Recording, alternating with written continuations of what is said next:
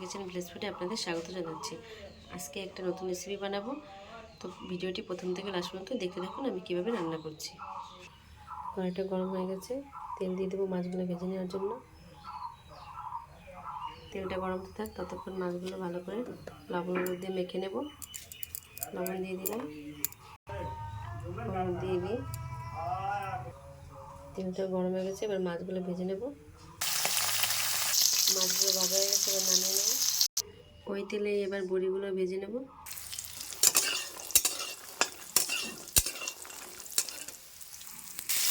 বড়িগুলো ভেজে নিচ্ছি, সেটাগুলো আমি ডিমে ডিমে করে কেটে নিয়েছি।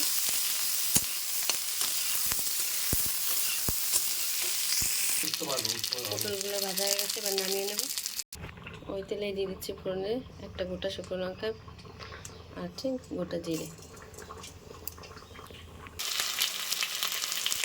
হলুদ দিয়ে দিচ্ছি, পরিমাণ মতো লবণ দিয়ে দিচ্ছি। বেটে রাখা আদা আর লঙ্কা একসঙ্গে দিয়ে দিচ্ছি, ভালো করে কষিয়ে নেব। আলুগুলো ভালো করে কষিয়ে নিয়েছি, এবার ভেজে রাখা পটল আর বড়ি দিয়ে দেবো, একটু মশলাটা লেগে যায় ভালো করে। হালকা একটু কষিয়ে নেব।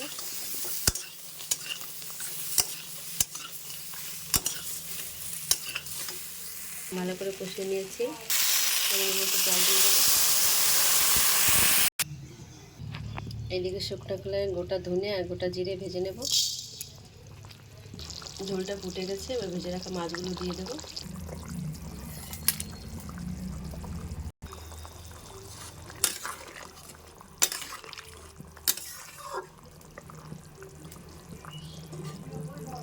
দেখুন কত সুন্দর ঝোলটা ফুটে গেছে।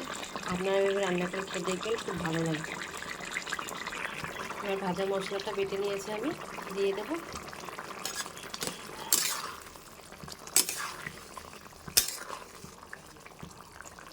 হয়ে গেছে, এবার নামিয়ে নেব। দেখুন কমপ্লিট হয়ে গেছে আমার রান্নাটা। আপনারা এভাবে রান্না করে খেয়ে দেখবেন, খুব ভালো লাগবে। আর নতুন দেখলে সাবস্ক্রাইব করে দেবেন, ফেসবুকে ফলো করে দেবেন। সবাই ভালো থাকবেন, সুস্থ থাকবেন, আর কমেন্ট করতে কিন্তু ভুলবেন না। নমস্কার।